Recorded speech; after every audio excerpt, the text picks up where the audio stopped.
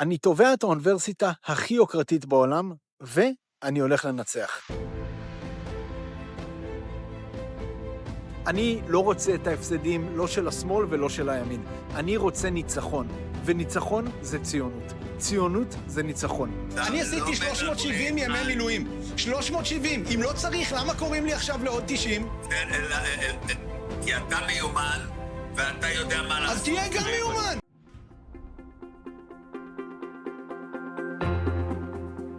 That punchy video was put together for State of Tel Aviv by Matan Yaffe in order to provide a visual sense of who the man is, as well as the political movement and party he founded with several others.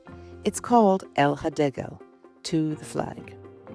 A group of reservists in their 30s and 40s are deeply concerned with the state of Israel, and they felt that their voice was just not being heard in Jerusalem.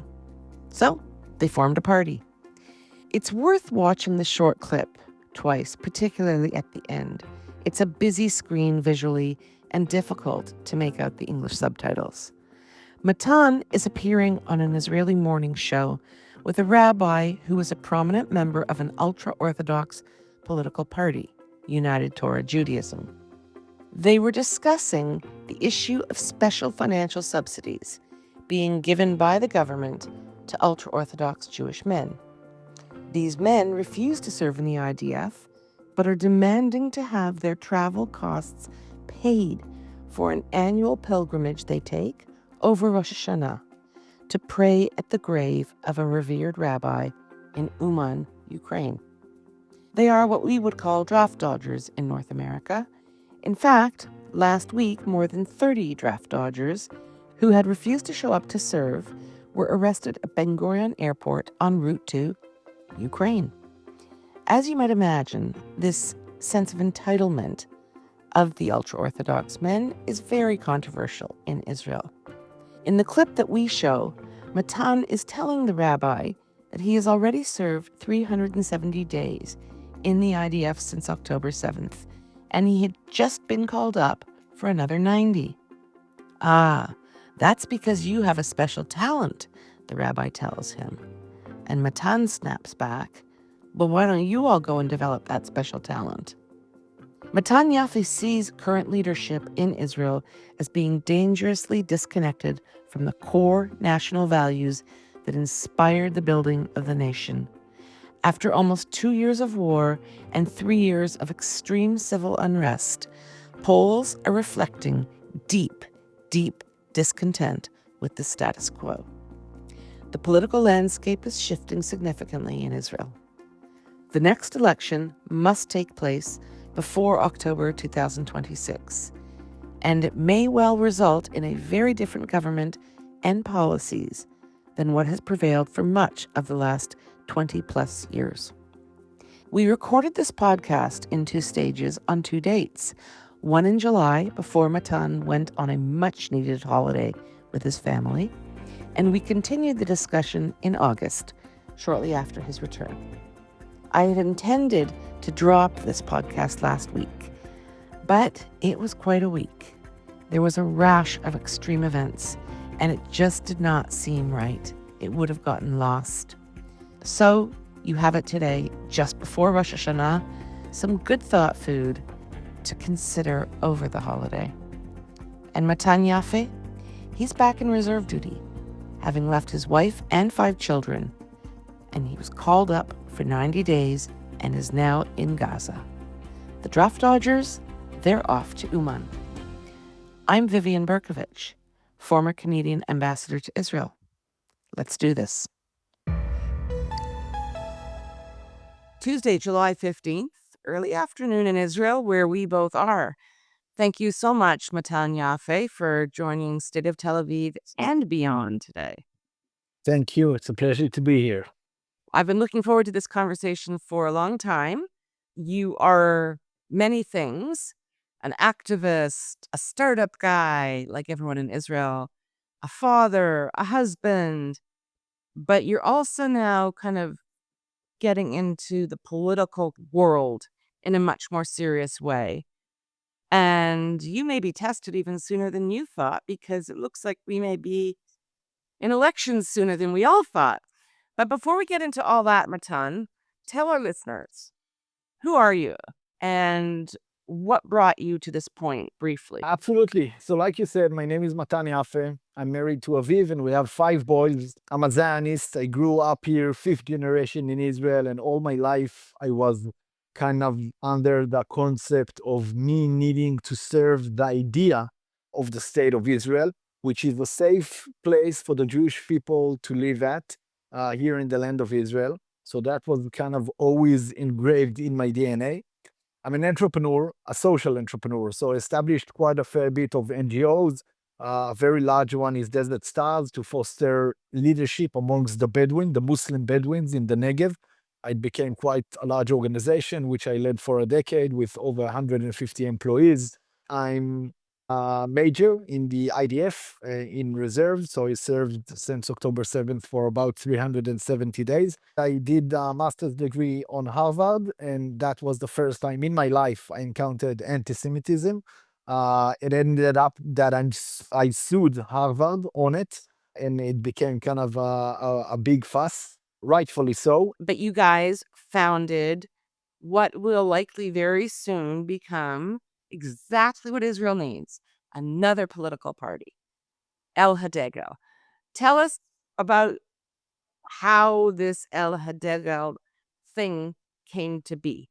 And then we'll get into why you're different. What's your policy vision for the country? So first and foremost, I'll say that it was never my dream nor my intention to become a politician. I like to be an entrepreneur. I'm very good at kind of the 0 to 1 stage to take some vision and execute it, and that's what I love to do.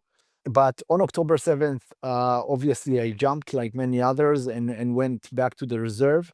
And over there, well, 2023 wasn't the best year in Israel. As I'm sure you know, lots of protests, kind of the Israeli society fell apart to a very large extent. And then on October 7th, we got, the largest terror attack ever in Israel, one of the most severe events in the state history. And I immediately jumped. And I won't go into specifics, but I will say that after 4 months of kind of serving at the front lines, I knew with every cell in my body and soul that the state of Israel has changed forever, and it will never go back to what it used to be, where we tear each other apart and we assume that we don't have any existential threat and everything is okay and we can fight with one another about all kind of questions about a specific ideology that we want to implement, etc. That was very clear to me, and it was very clear to my friends in the IDF coming from all over the political spectrum in Israel. Imagine our surprise coming back after a few months, opening our cell phones and realizing that nothing had changed. That every side is doing kind of the soul seeking, the cheshbon nefesh of the other side, not of themselves, blaming them for everything that has happened. Everything went back to normality. The politicians were in their thing, fighting with one another. The media, everything, was exactly like it was before. But for us, we couldn't go back anymore. After such intense months of being together and seeing that people that on October 6th we fought against, now I'm willing to take a bullet for them and they are willing to do the same. And it looked, I'm saying ridiculous just because I lack the harsher word, but it looked insane to us that we, while in the battlefield, were together defending the existence of the state. In the political field, our representatives are doing political alliances with non-Zionist groups in order to win the other side. And that broke our heart. And I'm telling you, in these past 2 years, I had many very difficult moments. But there wasn't a harsher moment than going back on January of 24 back to Israel from the battlefields and understand that for everyone, it's just another day in the office. And that broke our heart and pushed us to do something. The first thing we wanted to do, because we truly didn't want to be politician, was to meet the politician.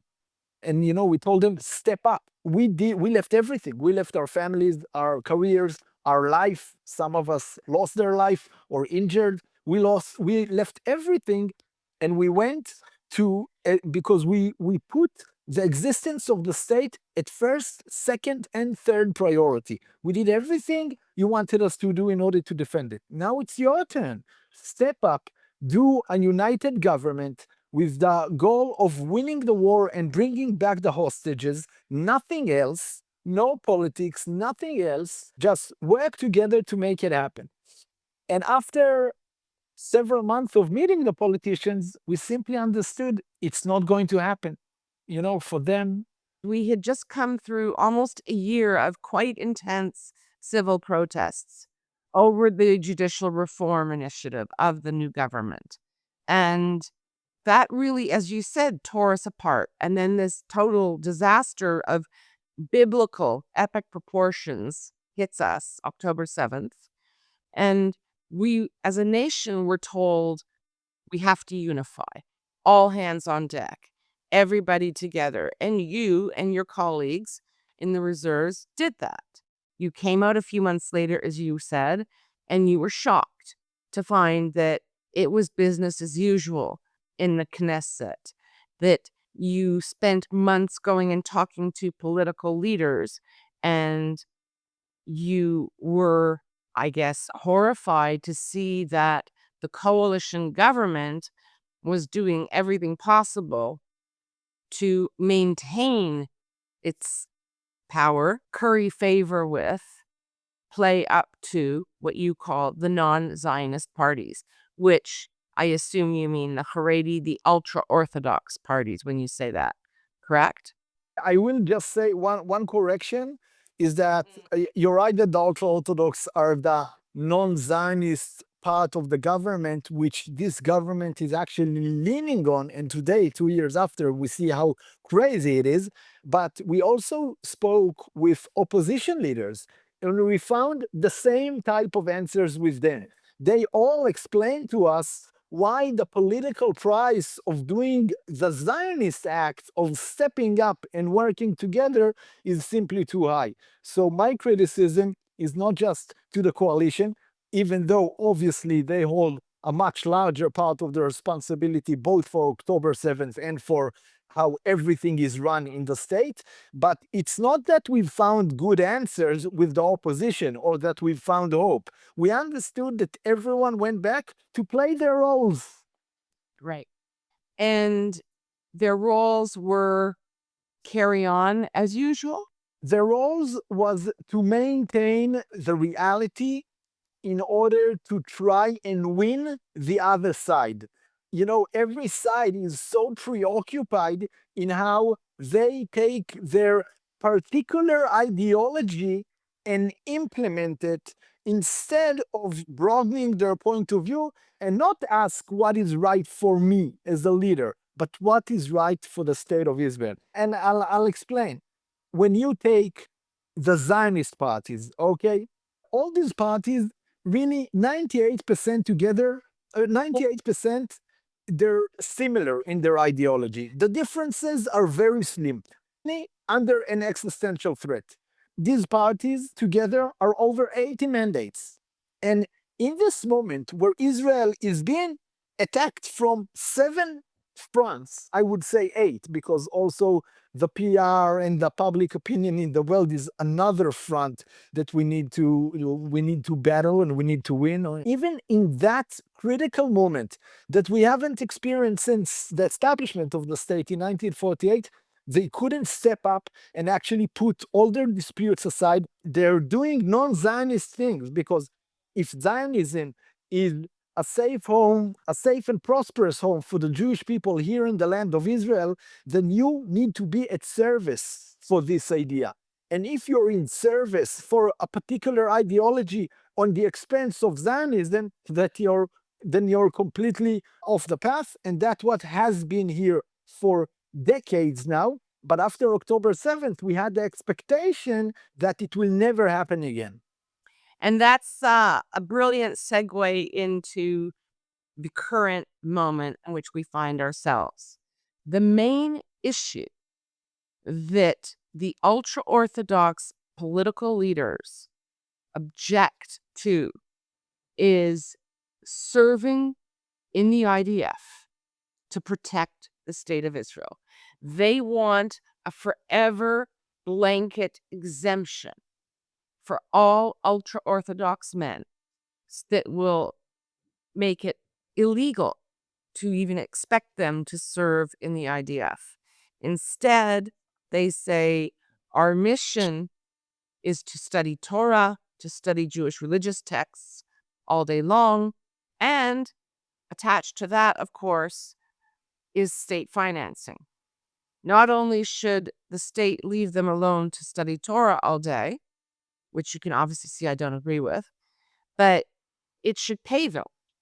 It should take significant revenue to support this life. The ultra-Orthodox say the value in us studying Torah is so great, and many of them say this openly, and it's in their media. They say, you think that it's your army and your guns and your Air Force that saves this country? No. It's our prayer. It's our study. It's our devotion to God. And this is this kind of impasse. I mean, it's the understatement of the century, but this is where Israel is right now. So HaDegel is coming in and saying, what? We're different. You should vote for us. Why? Okay, so you focused on the hot topic of the moment, which is the recruitment for the IDF and the political crisis, and I'm happy to kind of zoom into it. But I will say that I think that the problems here are far greater than this, and maybe we'll be able to also speak about them. The macro problems in other fields, like our national safety policy and views. I totally agree. I just want to say this. In the same way that we are together focusing on October 7th as a kind of flashpoint, right? It allows us to focus our attention. Everybody understands what we're talking about. And it just so happens that this other issue of the draft is at a full boil today as we speak. So you're right. There are many other reasons, and they're deep and they're wide. But let's start with the headlines of the moment. Absolutely. So I will say that we are busy with that specific issue for a long while now. And we're leading a coalition. We're leading a coalition of all kind of organizations that represent people in the reserve, which is to recruit everyone and I don't want even to say to carry the burden, but to have the right of serving the state that we all live in, and that allow us all to live a safety life, and to serve and to do what is right. You don't see your house burning down and you're saying, but I'm busy in doing something else. You do whatever you can to save the house. And unfortunately, that did not happen. It did not happen for many, many years. But after October 7th, that I can't even find the words to express how crazy it is, with the hundreds of soldiers that died in this war, and the hundreds of civilians that died in this war, over 1,000, and the 12,000 soldiers that were injured. 2,000 of them were injured twice. And you see all of this, and still you say, but I need to do something else. It's yours, it's not mine. Even there was no even empathy. They said, it's your state, deal with it. And that was crazy. And it was always also an opportunity to unite two camps that in the political reality are supposedly divided, but in the battlefield, they're united. And it was the perfect opportunity to actually say, no, this cannot happen any longer. We cannot live under a political reality where a Zionist party does an alliance with a non-Zionist party to win over another Zionist party, and vice versa from the other side. So this was an opportunity that we've stepped in And we said that sometimes truth is simple. It's not complicated. Everyone should serve. Always. And we wrote a law, a fundamental law that we asked the Knesset members to pass. We called it HaDegel law of service, which basically says that everyone should serve in 4 different routes of service. One is the IDF that has a priority because that's the defense of Israel, but the IDF needs to defend the borders of Israel rather to educate, meaning it needs to allow everyone from all religion and all faith to enter, serve, defend the state, and go back as they were. The second route of service should be national service, that today is being held only by the religious Zionists. We need to take it up to the level of the state. The state needs to define what needs to be done on the level of the state, for example, agriculture work or construction or in hospitals, etc. And the length of national service should be identical to the length of the IDF service. Apart from that, we offered 2 specific routes. One is to study Torah. We value the studying of Torah. That's what keeps us together 2,000 years of exile. But it needs to be limited only to the very, very best student, 2% of an age group, which is altogether about 2,500 people that will serve the state by studying Torah, and another 2% that will serve the state through other fields of excellency, music or science or whatever. Reservists from the entire political spectrum, and we're fighting together. And that is exactly, if I'm taking an up to HaDegel, to the concept, that's exactly what needs to change in the Israeli politics. Because we don't ask ourselves what is good for my base, for the people that I come from. We ask ourselves what does the state need? What is good for the state? And once this is the main question, then the answer becomes very easy. And it's like that on many topics. Drafting everyone is one of them. I want to just kind of recast some of what you've said a bit. When you talk about, the ultimate question, the ultimate issue, all of us, the unifying issue should be what is good for the state, what is in the state's interest. And that is what David Ben Gurion, of course, the founding prime minister of Israel, referred to as mamlachti'ut. And it's a word that doesn't really translate, but in its essence, it's used to apply to exactly what you're speaking about right now. And You're right. I will say that today, often that people use mamlachtiut, and we see it with the current Knesset members, they mean it as politeness. It's not about being polite. It's prioritize the existence of Israel above any other particular ideology. well, yeah, that's how I use it. And that's why I wanted to say that. The other thing is, when you began that very interesting sort of explanation of how you view, as you put it, the burden. And I'm going to suggest that, as a citizen, there are rights and responsibilities. We all like bridges and airports and certain things that make life easier. We like an electricity grid. And these are things that the state provides that benefit all of us equally. There are things that we get and things that we give when we become a citizen and a member of a society. And I think that what you and I would both agree on is that there's just not a balance there right now. And I want to make another point that I think is important.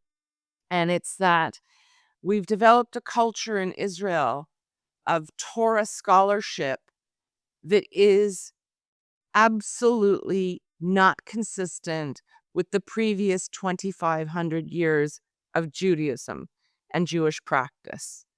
And even in, the ghettos in Europe and the small towns where there was always the Talmud Chacham, right? That was the tradition, the genius in the community.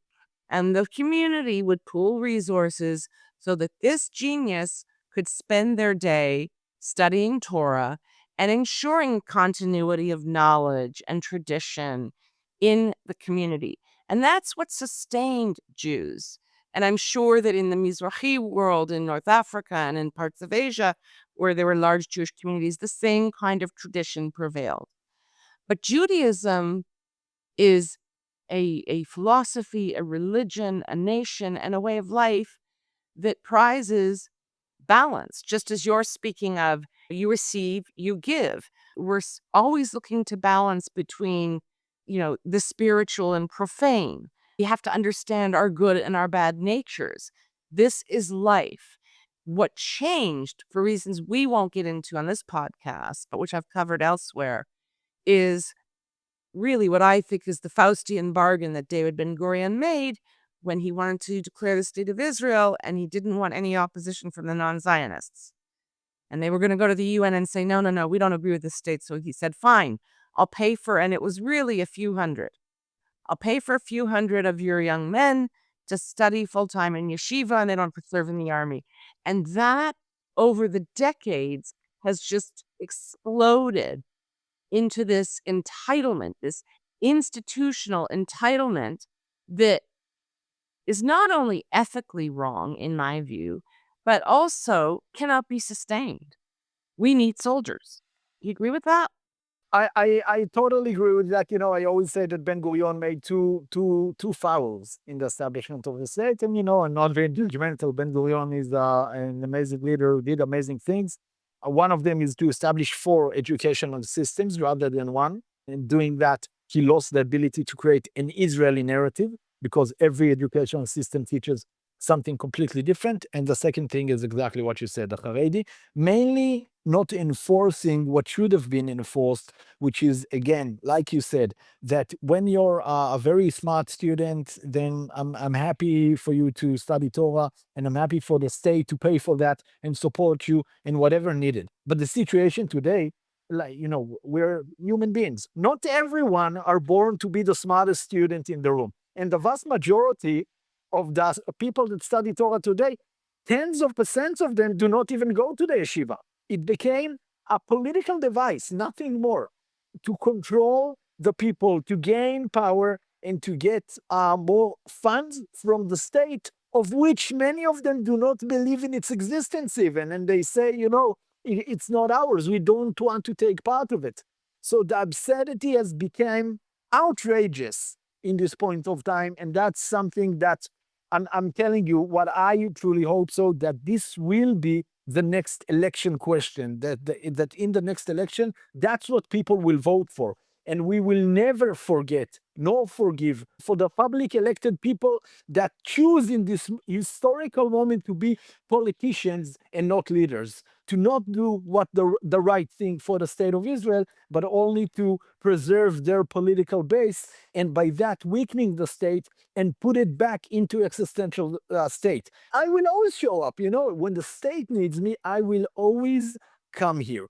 So the politicians, they know that we will always show up, and they take advantage of it, and they use it in the most cynical way. They ride on our backs to do all kind of very, dirty political deals, and we are done with that. We may be in an election tomorrow. We may be in an election in 3 months. One thing we know, certainty in life is, death, taxes, and elections in Israel, right? So whenever it comes, I'm a voter. Why should I vote for you?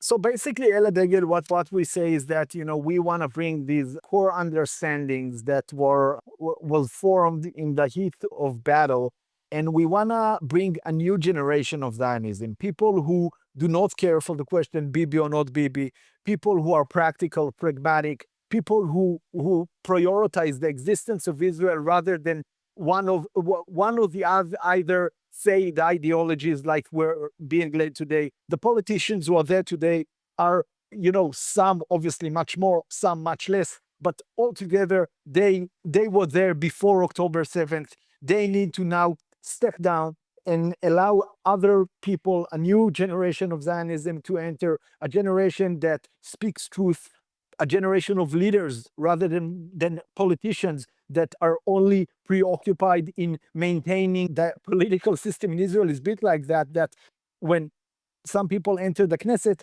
all they're busy at is already the next campaign. They're not working, and we see it. We saw it on October 7th. There was no state, not on the army side, also not on the civic side. That's why I needed to raise from people 8 million shekels and buy equipment for the people that lost everything a day ago. And we understand the system is so corrupted that we must bring a fresh blood. You know, when people hold powers for so long, then they become corrupted. But it's not only the people, it's also the ideas. One of the things that we were most scared of is ourselves in 10 years. Because I'm sure that many of the politicians were good people and they enter a broken system and became broke as the system. So we worked quite hard in order to establish all the defenses on ourselves in order to not turn the slippery slope. For example, to limit our terms in every position, to make sure that every term, every election, at least 25% of the people are new people that are entering from the outside, in order to demonstrate that no one should be there forever. I'm a voter, okay? But I need a lot of convincing. And everything you say is great, very high level, 50,000 foot ideas. System's tired, it's broken, it's corrupted. Good people just get ground down by the system. And if we cannot respond in this moment of existential urgency and clean out the garage, I mean, when are we going to do it? And you were speaking earlier, you said that, of course, you've done polling because you have political aspirations. And I hate to say this to you, Matan, but like every good politician, you also said, well, I don't put a lot of faith in polls because they change, right? Politicians or people involved in politics love polls when they're good for them and they hate them when they're not. But what you did tell me was a very interesting statistic that 30% of the Israeli electorate feels homeless, meaning you're not seeing their views represented in the parties that now sit in the Knesset. Let me just throw out one more thing and then I want you to run with it. One thing that has changed dramatically in the last few months, and it really started on the day in February when Had Ben Ami, Or Levy, and Eli Sharabi were released. And we all recall with horror the first sight we had of these cadaverous looking men. And President Trump said they look like they just walked out of a concentration camp in the Holocaust. It was horrifying. And it shocked everyone in this country and around the world to their core. But here's what changed in Israel right after that. There was this kind of big picture ambivalence or division between, do we continue the war? Do we not? What's going on? Why are we fighting? Can we sustain it? But from that point, 70% of the Israeli electorate said, enough, end the war and bring them all home now. And that was not a temporary blip, because what we saw late last week, right after Prime Minister Netanyahu returned from Washington, D.C., we were all feeling optimistic. It's going to end. There's going to be a ceasefire and we're going to bring them all home. And then basically, as soon as he hit the ground in Israel, he started to throw cold water on it. Well, I don't think it's going to work for this reason and that reason. And I don't know about you, but my feeling is I don't care who blows it up this time, if it's Hamas or Israel. We need a deal. We need an end. And Prime Minister Netanyahu did that. And today, we learned on Sunday night in another poll, it's now 75% of Israelis have had it.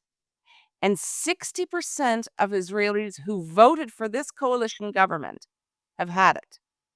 They say, end the war now, full withdrawal now, bring the hostages home now. And I spent that time on this comment because I think it's very important. And I think it speaks to exactly what you're speaking to.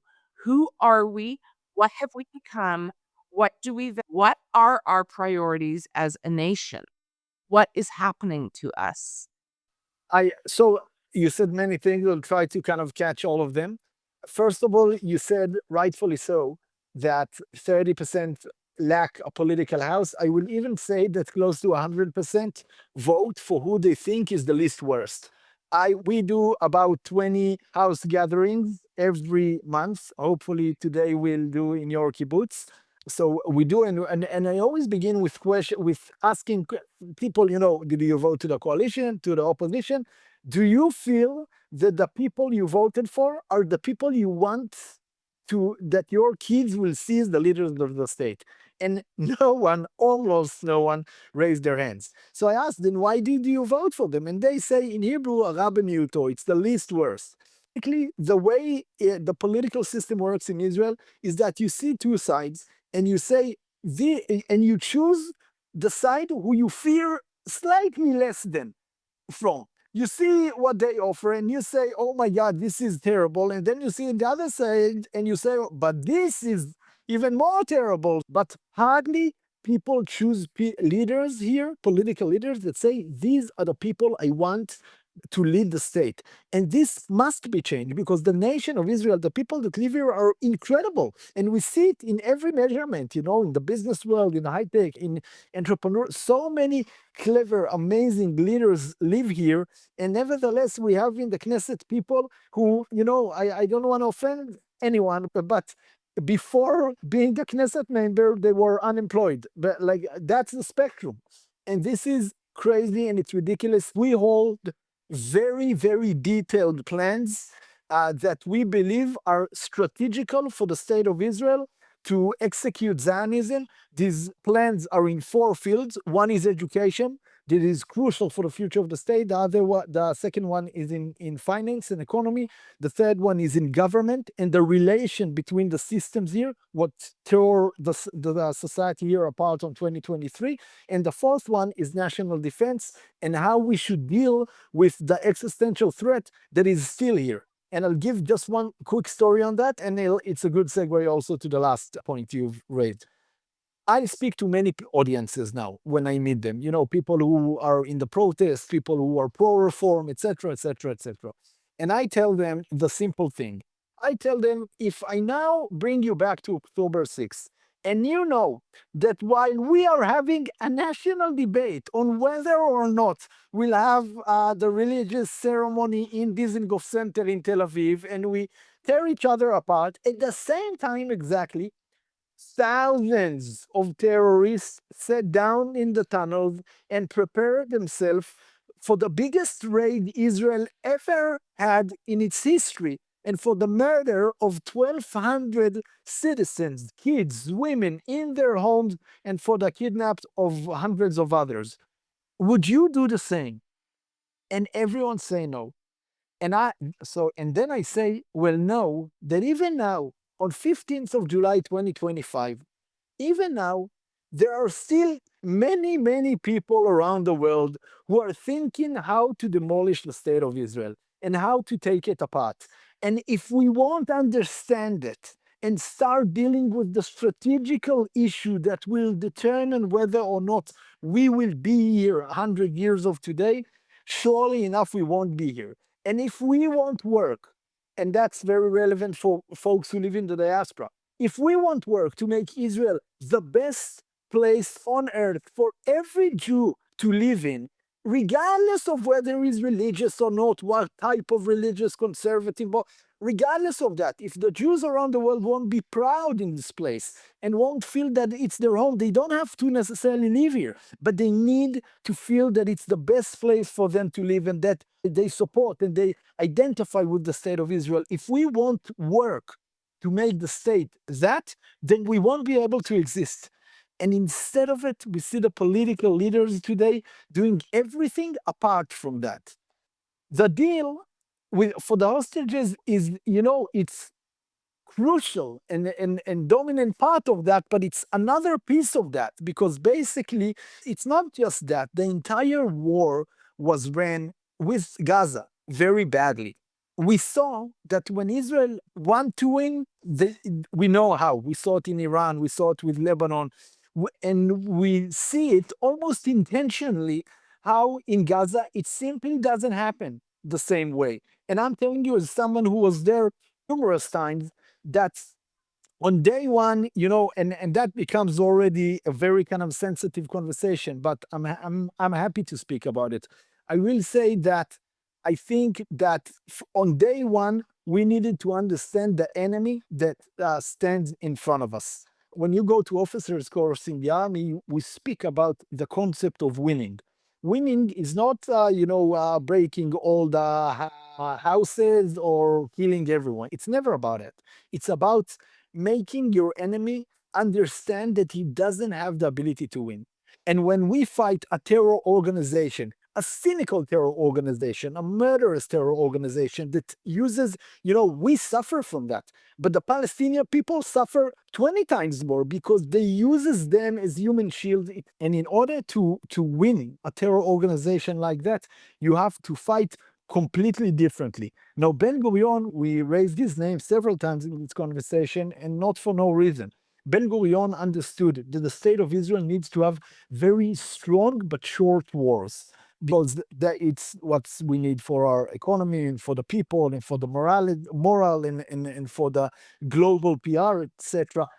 And this war was taken far too long. Now, we could have done it differently. We could have said on day one that we're putting all the army on the northern border, and day by day, we're starting to take land, every day another half of kilometer, until they bring 100% of the hostages back to the fence. And every day, we're pushing them further and further away, turning the concept that they hold, the false concept that they have nothing to lose, by taking land, which is what they want, not to build settlements, but to make sure that they understand that the price for doing October 7th to the state of Israel is historical changes.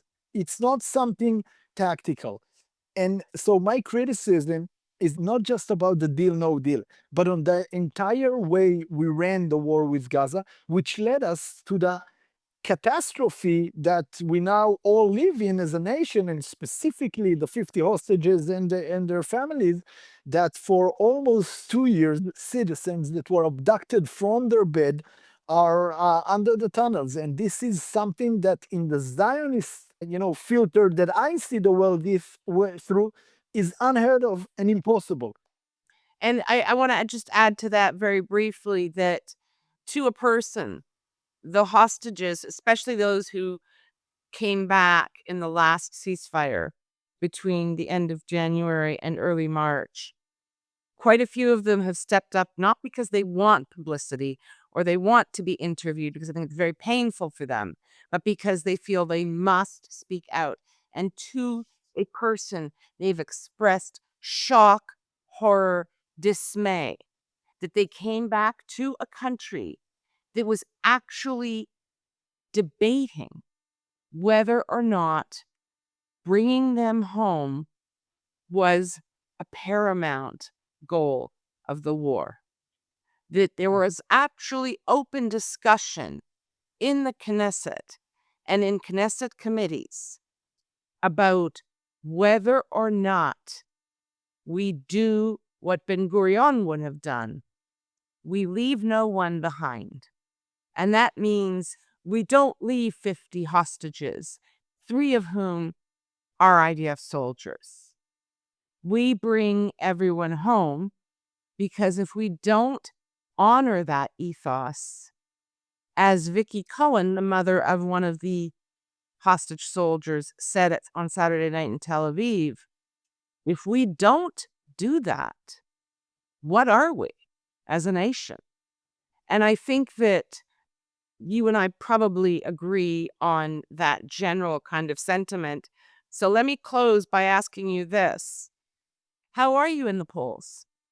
I'm a voter. I want to know, how are you doing? I don't want to throw away my vote. I think it's more than realistic that we will bring between 8 to 10 mandates. Really? Which will be an historical change for the state of Israel, because we have no intention of sitting in a right-wing government nor in a left-wing government. We have intention to sit only in one government that is Zionist from wall to wall. And if we need to take the state for another round of election for that, we will do it happily, because the state of Israel must have a Zionist government without edges that are un-Zionist, that eventually lead the direction of the state, like we see now in many examples of the things that we've talked about. So, once there'll be a Zionist government here, then many of the topics, the hurtful topics that we talked about, are no-brainer. They're obvious. And that's what we want to enforce. With your permission, I do want to say two more things. One is that for your viewers, well, it wasn't my life course to be in this place. I'm honestly saying that. I'm already in this place, and I'll be more than happy to come to your communities and share the story and tell you and elaborate on everything that you've heard now, because I think that there's a covenant between us, people that live here and people that live abroad. And unfortunately, for the past decade, this covenant has been neglected and became very instrumental and superficial. And that's something that must be changed. So I invite you to invite me, to come and speak and meet and start rebuilding the future of the Jewish nation globally. That's one. And the second thing is that I want to finish with some optimism. And I'm telling you, I'm sure of what I'm saying. There are chances today, if we work together, to fix reality and make it so much better than it is today, thousands times more realistic than the chances the founders of the state of Israel had in 1945 to actually establish a state. I'm saying like the years before 1948. It was so improbable back then in 45 to actually think that 3 years later there will be a Jewish sovereign state. But they worked together, and you had Ben Gurion here and all the Chalutzim, and you had Chaim Weizmann in the embassies, and they believed, and they weren't cynicals, and they didn't let anyone turn them off. But they also understood that the Zionist people must work together. So my invitation for all of us is to believe that we can make it, is to believe that we can make Israel the best place on earth to live at. And it's not that the world is perfect. We need to fight anti-Semitism as if Israel is perfect, but we need to fight to make Israel perfect as if the world doesn't have anti-Semitism. And that's my invitation to you. And I'm a tool in your hand. I'll be more than happy to come and meet and talk and discuss. And thank you, Vivian, for this amazing platform and opportunity. Well, thank you. And before I let you go, I have one very quick comment to make, which to the naysayers or the cynics who may be listening to us, who are like impossible, 8 to 10 mandates, 8 to 10 Knesset seats out of 120. The guy's like dreaming. And I respond by reminding everyone that in 2013, Yair Lapid burst onto the political scene. And what did he got 19 seats, I believe, in that election, which was crazy. But Yair Lapid launching Yesh Yatid in that time was different. There were many differences, but what he did bring was an enthusiasm and a fresh vision and an appeal to the many people who had become alienated in terms of the values they felt were being represented by members of Knesset in Jerusalem. And I think that's very similar to what you and your colleagues in HaDegel are doing today. So thank you so much, Matan Yaffe, for so generous with your time.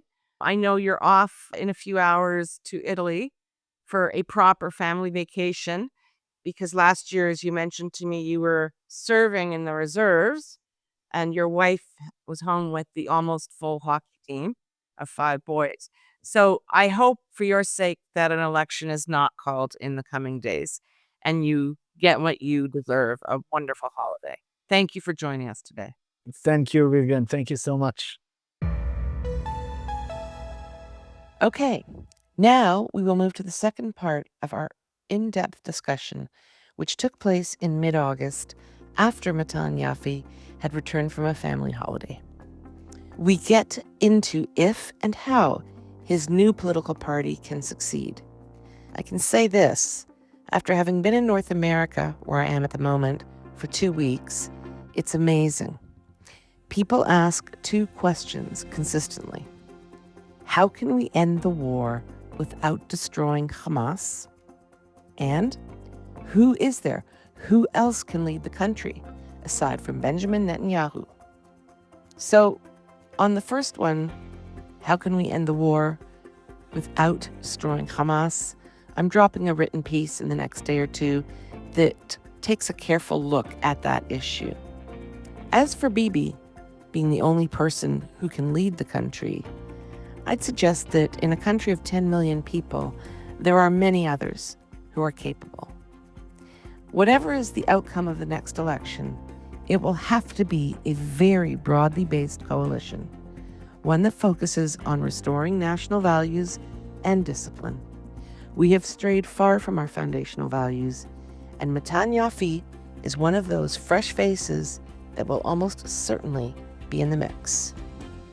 I'm still Vivian Berkovich, former Canadian ambassador to Israel. Let's do this. Wednesday, August 13th, Matan Yaffe. Nice to see you back in Israel. Nice to see you. How was your vacation? It was fun. Fun and well needed. Good.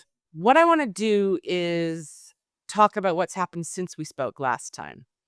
You went away for 3 weeks. While you were gone, the proposal of the Likud party in the coalition government with respect to drafting the ultra-Orthodox went to the committee. There was a very strong reaction from the ultra-Orthodox parties. They said absolutely not.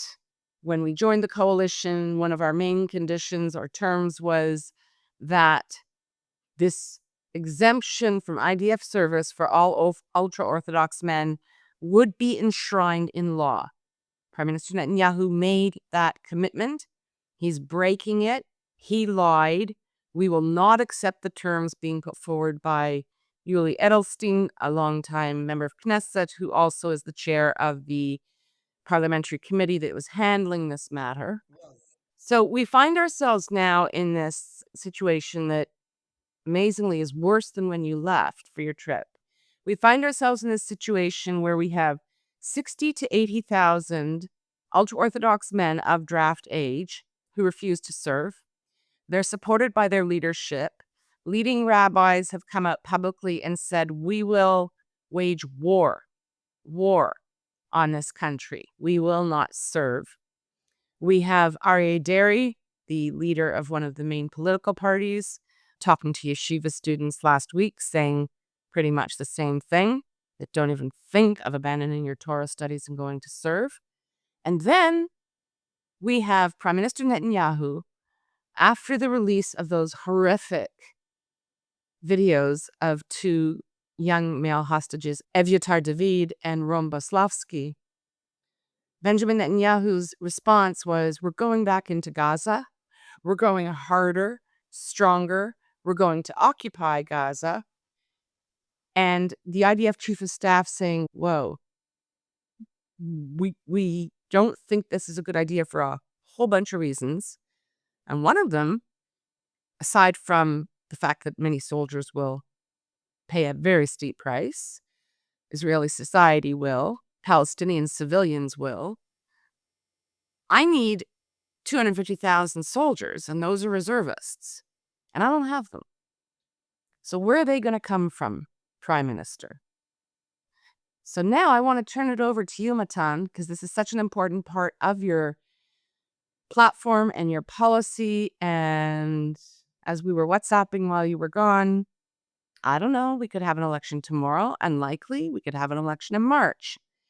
But this is shaping up to be a really critical issue that the government simply cannot kick down the road any longer.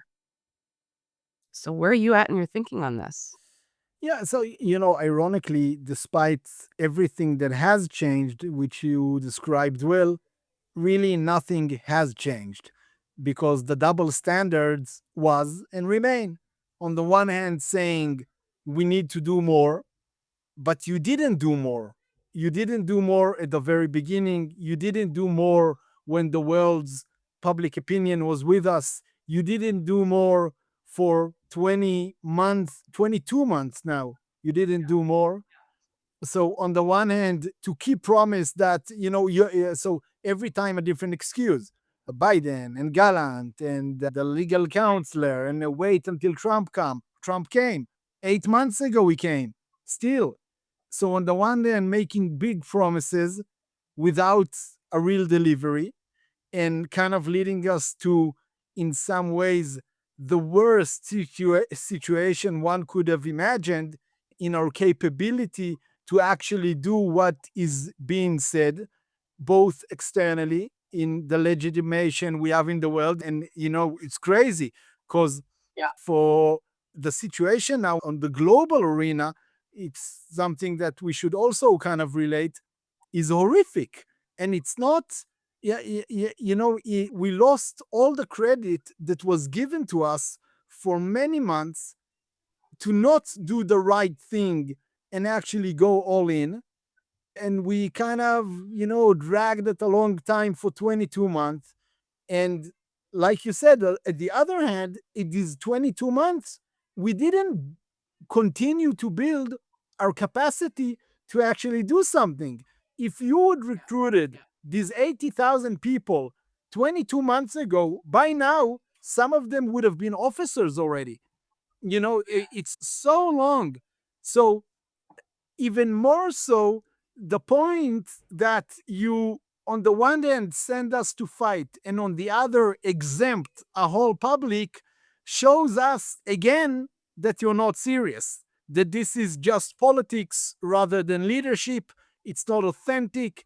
If you would have wanted to win, then you would have done whatever it takes to win, which also means recruiting people. But when you're doing politics, exam a whole section just to for political needs, and then you said, I'm going to send the ones that I always send and always say yes, I'm going to send them again after we've served for, I served for 370 years. It's slightly over a year. In 22 months, a full year, I was not at home, and I'm not unique. And the prices are, I hear them more and more on the family, on the career, on the mental health. And this is, when you're not being injured for real. So it's not, some people tell me, this, it's complicated to say it because it hurts the moral. That doesn't hurt. That's not hurting the moral. What's hurting the moral is that, the national moral is that we didn't do, while we could, what needs to be done in order to demolish Hamas and bring back the hostages. And as I told you in the previous chapter, I think we had several golden opportunities of going all in, take ground, do whatever it takes, change the reality for generations in the Middle East. But instead of that, we are now the closest ever we have been for a Palestinian state that is being enforced externally down our throat. And to that, and we lose legitimacy, we lose our allies, and it's a catastrophe in that sense. So what can I tell you? I think we need to acknowledge how severe situation is on our end. And if you ask me for a magic solution, there are no magic solutions. At this point of time, the only thing that I can say with a clear voice and my head up high is that the state of Israel and the Israeli society are full with incredible people who are able to lead this state to be what we are all dreaming on. We need to unite the Zionist people to work together to put the particular ideologies aside and unite everyone who are willing to prioritize the existence of Israel above any other particular ideology. And this group together will be able to lead Israel into far better places that will go above and beyond the vision of the founders of Israel. But this generation that leads us now needs to step down as quickly as possible. Yeah, and I think it's really important to point out that poll after poll, really since mid-February when those cadaverous hostages were released, especially the week that Eli Sharabi, Ohad Ben Ami, and Or Levy came out, and they just horrified everyone who saw them. including President Trump. And there was a really significant shift in the public view in Israel and also internationally. We kind of got a bit of a grace period in there. And the Israeli public since then has been 70% minimum and higher on this very important point, which is we have to end the war now. We have to, yes, have a ceasefire without having destroyed Hamas. We have to get all our hostages out now. And Benjamin Netanyahu, the reality is, for all kinds of reasons, as you said, that have nothing to do with the war, you've squandered 22 months of opportunity. And we now find ourselves in this horrific situation in terms of being treated as a pariah state internationally, having, as you said, a Palestinian state possibly foisted upon us. The morale of the Israeli nation is really challenged, and for very good reason. And it's just, it stinks, it sucks, it's not the way we wanted it to be, nor should it be this way. But that's what happens when mistakes compound. And for you to come now again to those same reservists and say, get your uniforms out, get your equipment out, we need you back in Gaza. I mean, you know, and I know that there's serious discussion in Israel among good salt of the earth people saying, I don't think I can show up this time. Yeah, by Which the way, much means, of it for practical reasons. It's not necessarily even on the ideological level, but families are falling yeah, apart. Career that's what I people mean. are going bankrupt. So it's very practical. That's exactly what I'm getting at, is the disconnect of Prime Minister Netanyahu, and I think he's more and more isolated even within his coalition these days, You see, is we heard 2 days ago that Ron Bremer, who is with him for 20 years, is now leaving. And eventually, when you see many people that used to be, like you say, close to him, are taking kind of a step back, including, by the way, President Trump. And in this sense, it is the situation is very severe. And I don't want, I'm not I don't want that it will appear that I think that everything is our fault. I know who's the bad and who's the good. I know Hamas, yeah, everything I had to say, I think I said in the last chapter, and we need to demolish them. We cannot live with them or on our fences. We simply cannot. That's the hard reality. And I'm also fighting quite actively anti-Semitism overseas with my Harvard lawsuit, as I think I also told the viewers and I shared with you.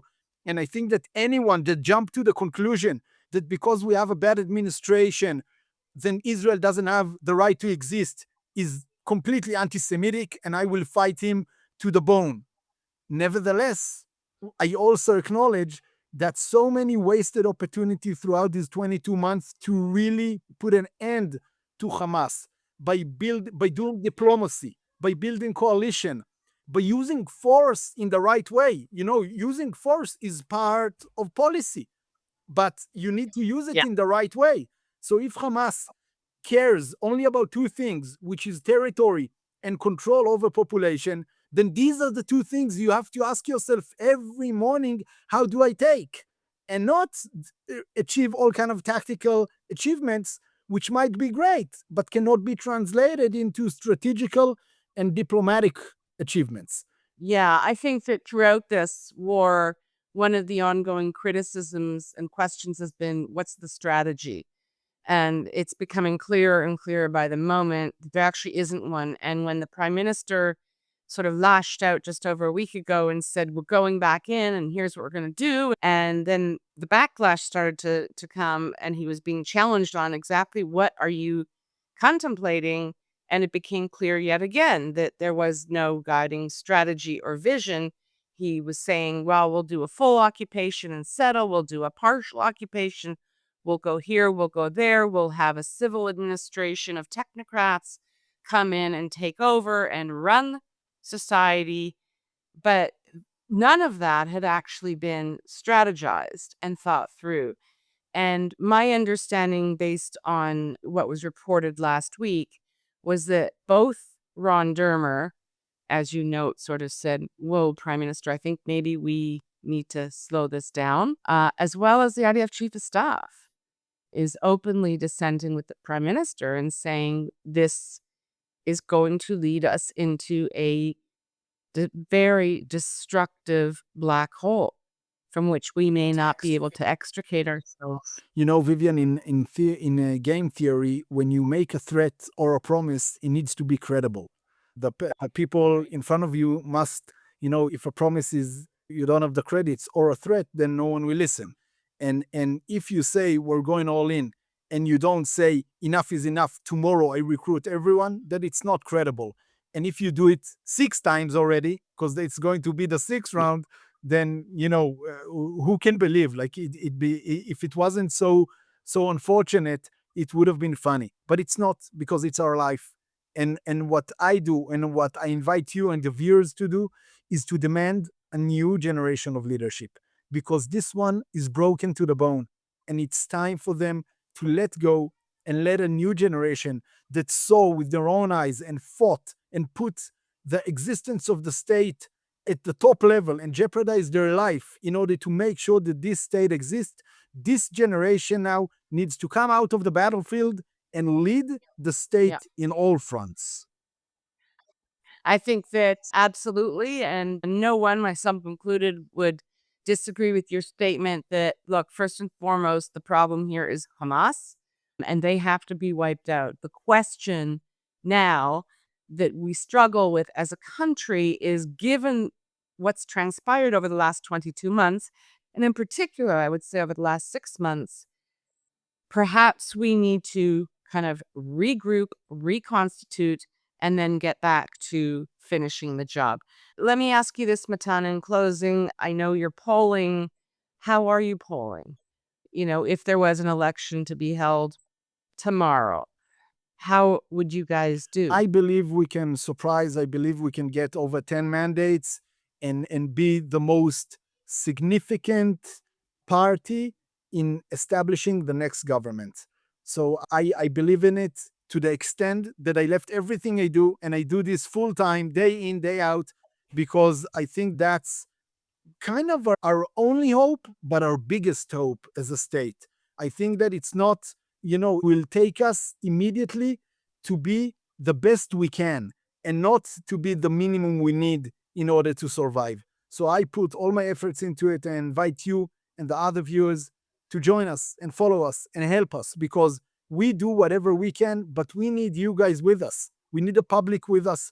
We need people with means supporting us. And we need the people who are willing to prioritize Zionism first place, to say, now I'm putting all the cynicality aside and all the skepticism aside, and I'm betting on a new generation of leaders, not politicians. And it's a big difference. So, and I think we bring hope everywhere. We bring hope internally, we bring hope externally. We understand that, that the storytelling of Israel is a strategical component of the existence of Israel, and it's something that cannot be let go, like it has been let go in this government. And you see horrific results. So I do it privately, and I'm more than happy to continue do it and devote myself to it and come to everywhere that are willing to hear the story of Israel and the story of the Jewish people, and fight against every external power, both with firearms if needed, like Hamas, and with words if needed, like Harvard. But eventually, we need to sit at the table and lead the state. Absolutely. I want to just, I know I said that I was going to let you go, but I have to raise this point because I've been coming across it a lot. And one of the things I find among diaspora Jews and supporters who may not be Jewish of Israel is this. For those who support the state, and obviously, its legitimacy and right to exist, there's a very strong resistance to understanding or accepting this idea that, yes, we all get that we need to destroy Hamas. We simply can't finish the job right now. They say, you have to finish the job. You're so close. And you and I live here, and we feel the pain in every way and the strain that 22 months of war has inflicted.